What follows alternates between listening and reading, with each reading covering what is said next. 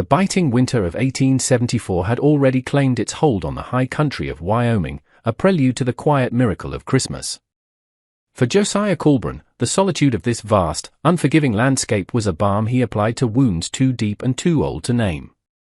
The war, a maelstrom that had swallowed his youth and his brother, was nearly a decade gone, but its spectre haunted his every waking moment, a constant companion in the thin, frigid air.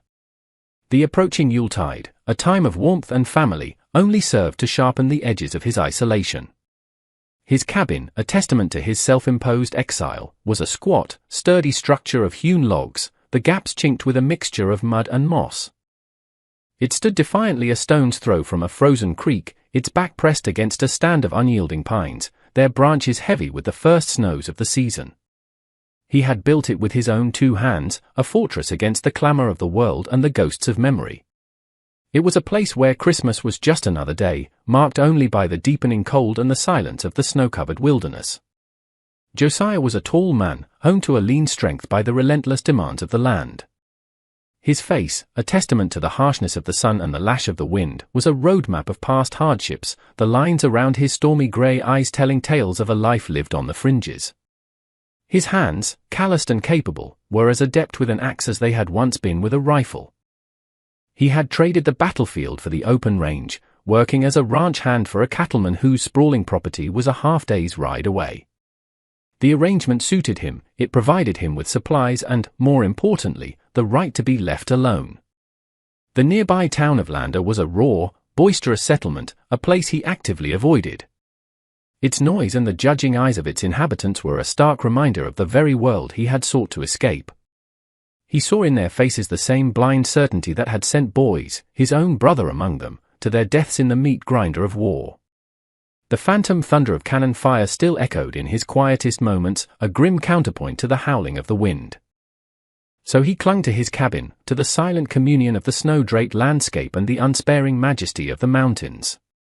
That particular December had been exceptionally bitter, its assault relentless. A blizzard had descended upon the high country, a maelstrom of wind and blinding snow that had raged for 2 days, burying the world under a deep, white blanket. The world outside his small haven had been reduced to a roaring, white chaos, a maelstrom that mirrored the turmoil in his own soul. It was in the deceptive quiet of the storm's lull, on Christmas Eve, that he heard it, a sound that shattered the profound silence of the wilderness. It was human. A thin, desperate shriek, swallowed almost immediately by the wind's howl, followed by another, just as faint, just as desperate. Josiah froze, his head cocked, every nerve on high alert. He initially dismissed it as a phantom, another echo from a past filled with the cries of the wounded and dying. But then it came again, fainter this time, but unmistakable. A sound of pure, unadulterated terror. His body moved before his mind had fully consented. He pulled on his heavy coat, a thick layer of wool and worn leather that had seen him through many a harsh winter.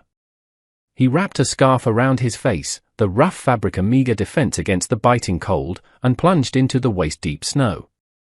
The cold was a physical blow, a shock to the system that stole his breath and burned his lungs. The wind, a living, malevolent thing, tore at him, seeking to drive him back into the warmth of his cabin. He fought his way forward, his eyes scanning the vast, white expanse, a sea of unrelenting snow. And then he saw them, a flash of dark fabric and pale skin against the stark white of a snowdrift. Not one figure, but 2, huddled together, their strength clearly failing them. They were 2 fragile anchors in a world of violent, chaotic motion. He did not hesitate. He pushed through the biting wind and the deep, clinging snow, the effort a burning strain on his lungs. As he drew closer, he could see they were identical. 2 young Chinese women, their long, dark hair crusted with ice, their faces pale with the insidious touch of the cold. One had her arm hooked desperately around her sister, a futile attempt to share what little warmth they had left. The other had her eyes closed, her face slack with near unconsciousness. He reached them, gasping for air, his own body protesting the brutal exertion. "Hold on," he yelled, his voice a hoarse shout over the roar of the wind. He saw that one sister's leg was partially buried in the snow, and they were both shivering violently, their bodies racked with uncontrollable tremors. He worked quickly, his numb hands digging away the snow, his fingers clumsy and stiff with the cold. He freed her, but she was limp now, a dead weight in his arms. Using the last of his strength, he pulled them both from the snowdrift and began the brutal, agonizing fight back to the cabin. He half dragged, half carried them through the blizzard's unabated fury, collapsing inside the small cabin, his chest heaving, his body screaming in protest. He rolled onto his side, his breath coming in ragged gasps, and pressed his fingers to their necks. He felt for a pulse, a sign of life in the midst of the storm's fury. He found it, faint and thready, but there. One of them coughed, a racking, painful sound, and her eyelids fluttered open, revealing dark, almond-shaped eyes wide with a primal, instinctual fear. "Easy now," he said, his voice rough and strained. "You are safe," the other sister stirred, her eyes opening as well.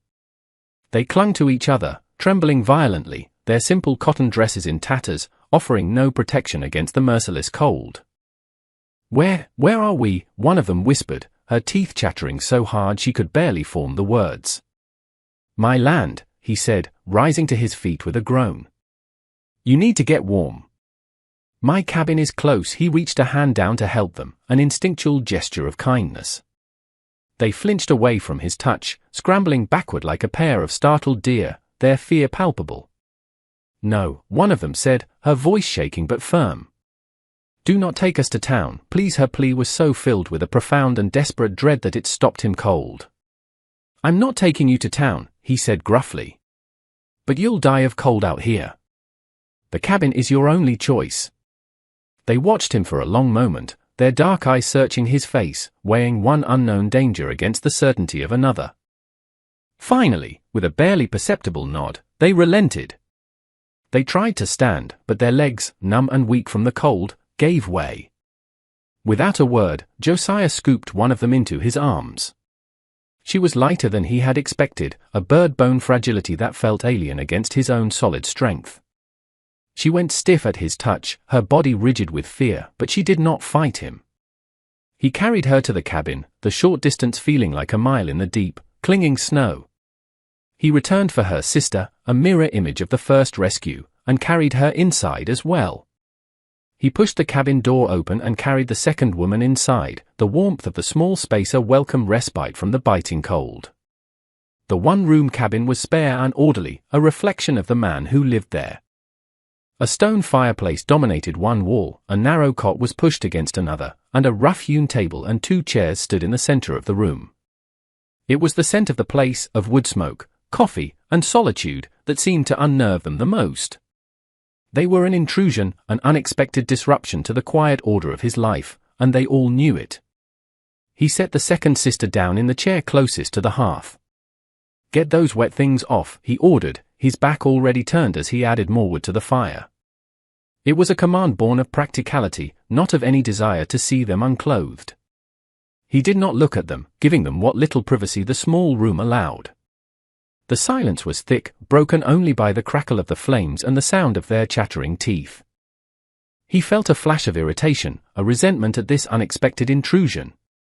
He had not asked for this, for 2 half-frozen women with fear in their eyes to disrupt the quiet rhythm of his life.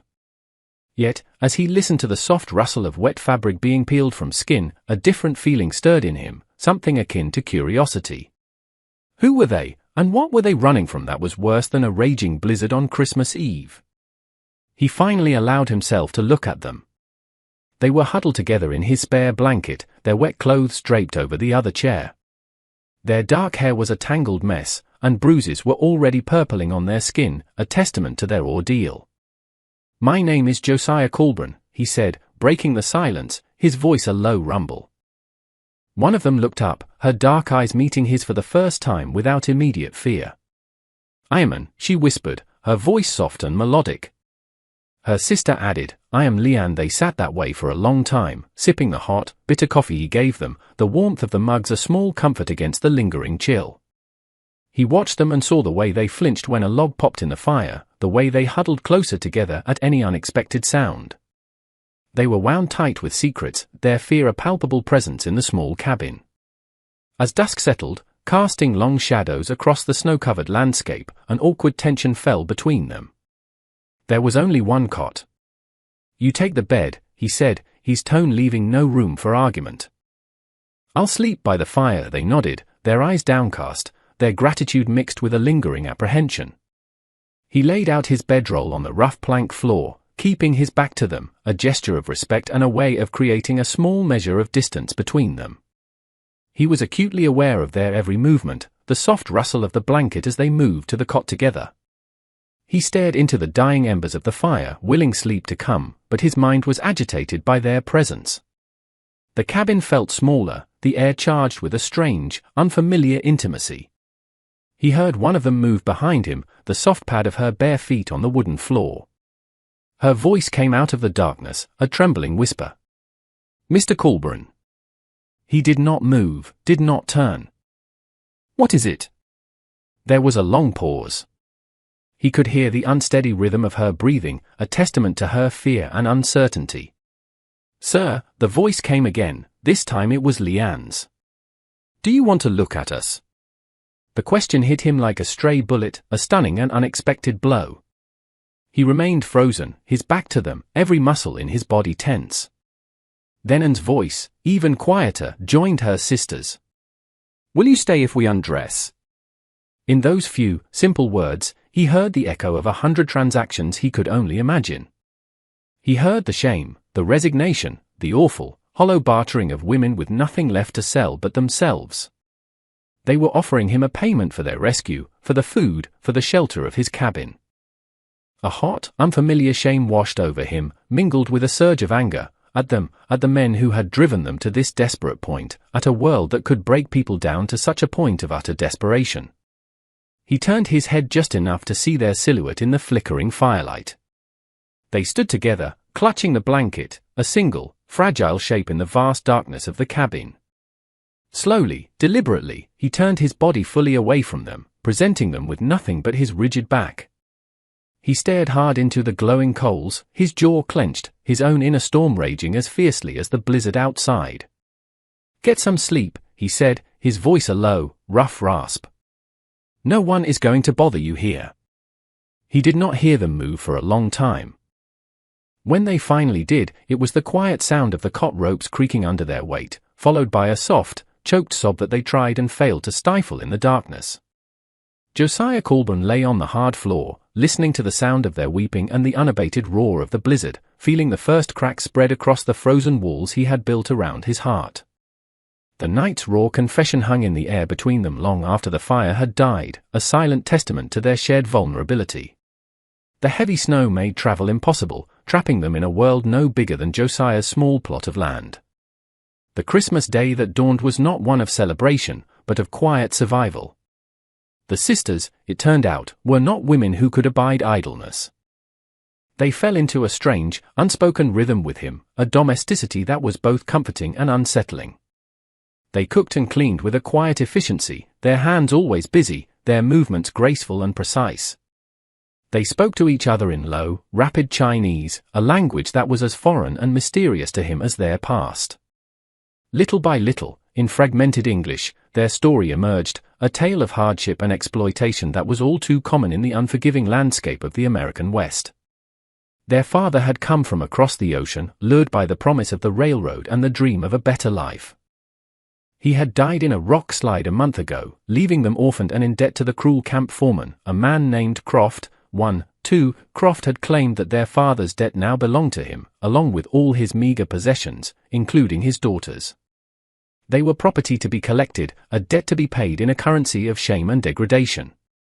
They had packed what little they owned and fled in the dead of night, only to be caught by the raging blizzard. Josiah listened, his face a granite mask, his own past a silent echo to their tale of loss and despair. He knew the kind of men who ran the labor camps, men who thrived on the exploitation of the desperate and the vulnerable. He understood the casual cruelty, the utter lack of law or mercy that governed their world.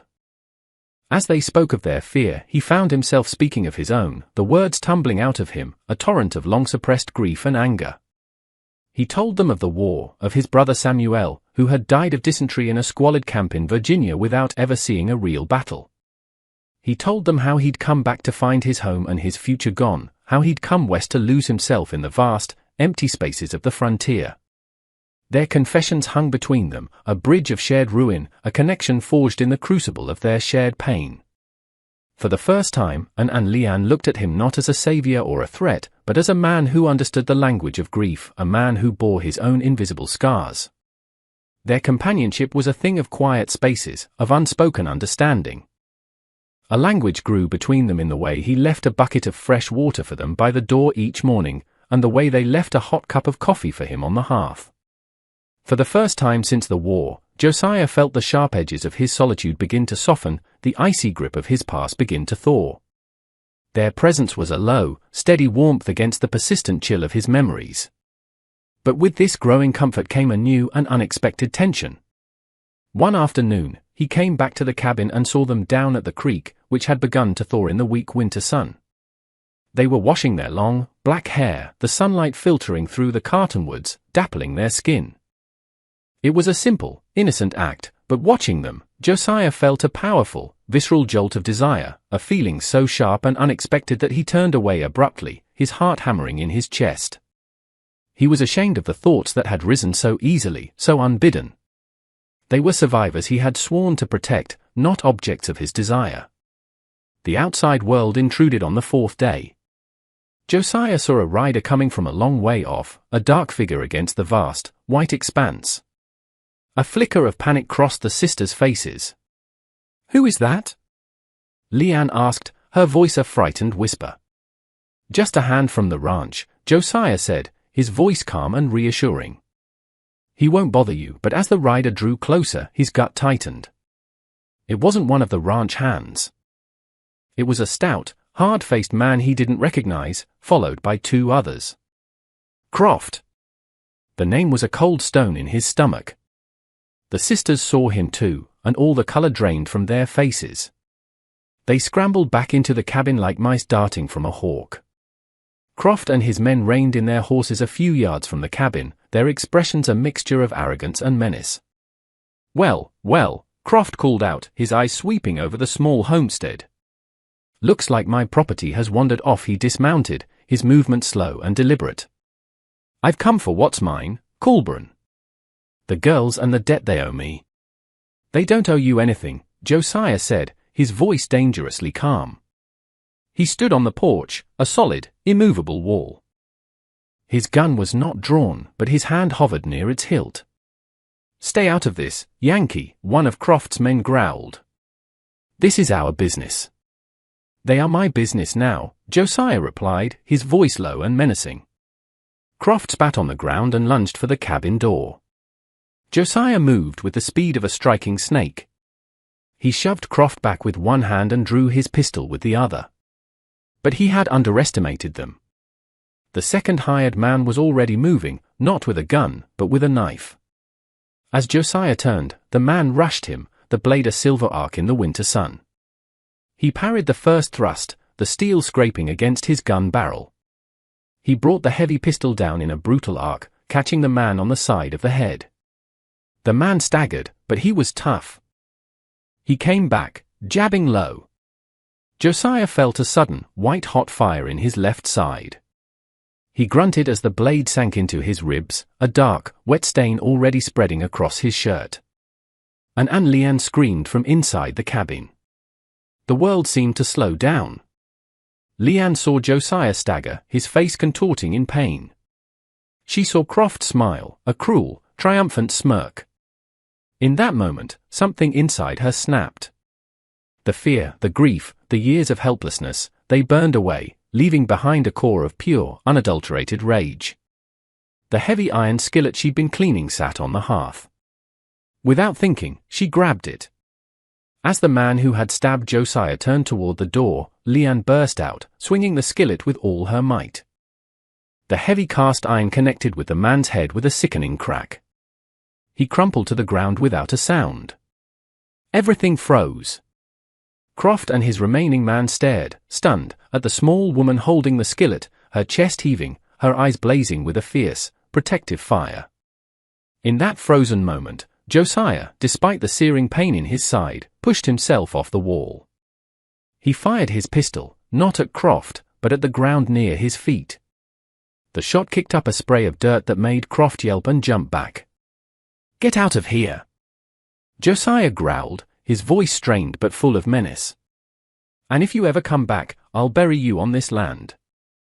Croft looked from Josiah's smoking gun to the unconscious man on the ground and then to the two women standing together on the porch, one with a skillet, the other with eyes blazing with defiance. The odds had changed.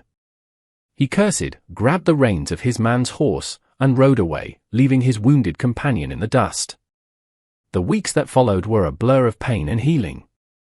The doctor from Lander, summoned by a ranch hand, declared that the knife had missed anything vital, but had gone deep.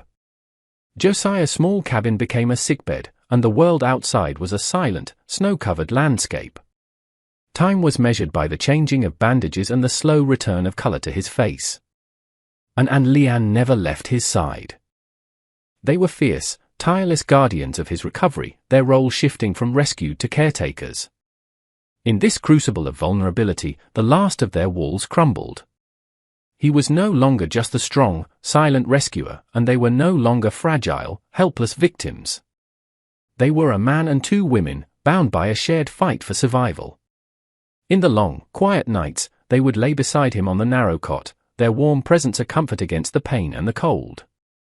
It was in these dark, quiet hours that his own ghosts came for him. The war, which he had kept locked away for so long, broke free in his fevered dreams. He would cry out in his sleep, his body thrashing, his voice thick with an old, unhealed agony. "Samuel," he would shout, the name a raw, open wound. They did not try to wake him. Instead, they would lean close, their voices a lifeline in his sea of memory. "You are not there, Josiah," and would whisper, her voice a soft, soothing balm. "The war is over," Leanne would add, her hand finding his in the darkness. "You are here with us. You are safe," they would describe the room, the pattern of the moonlight on the floor, the weight of the quilt, until the tension left his body, and he would quiet, his hand finding theirs in the darkness. They were calming the ghosts that had haunted his solitude for so long. His physical strength returned slowly. One afternoon, he took his first few shuffling steps to the window, leaning on them for support. They stood there, the three of them, looking out at the now calm and clear landscape. He looked at the women who had nursed him, who had fought for him, who had faced down his demons with nothing but the soft power of their voices. He saw his future standing right there beside him, a future he had never dared to imagine. The thought of a life without them was a cold, empty void. He had nothing to offer them but the simple, profound truth of his heart. "This place," he said, his voice a low, rough whisper. "It could be your home. If you'll have it." Tears welled in Ann's eyes. Leanne smiled, a fragile, beautiful thing. They were as broken in their own ways as he was, three survivors in a world that had tried to break them. Leanne answered his offer with a question of her own, the same one from that first terrifying night. But now, it was stripped of all its shame and filled with a new, hopeful meaning. "Will you stay, Josiah?" He did not need to answer. He simply leaned in and kissed Ann, then Leanne, a gentle, tender kiss of acceptance and promise. He was home. They did not stay in the old cabin. Together, the three of them, they built a new home on a rise overlooking the creek, with a porch for watching the sunset. They built it with their own hands, every log a testament to the life they were forging together, a life of shared strength and quiet love. The seasons turned. Their life settled into a peaceful, hard-working rhythm. One late summer afternoon, they rode out together along the creek, the three of them on horseback. As they rode, Ann's hand slipped from her reins and found his. A moment later, Leanne's hand covered both of theirs, a simple, profound gesture of belonging. He looked over at them, at their faces, which were no longer haunted by fear but were instead softened by love and lit by genuine, radiant smiles. And in that moment, he smiled back, a rare, true smile that reached his stormy eyes and erased the last shadows of the war, of the grief, of the solitude. The pain they had all carried had not vanished. The ghosts were still there, but now they rested quietly between the three of them, held in the space of their shared life, no longer a burden to be carried alone.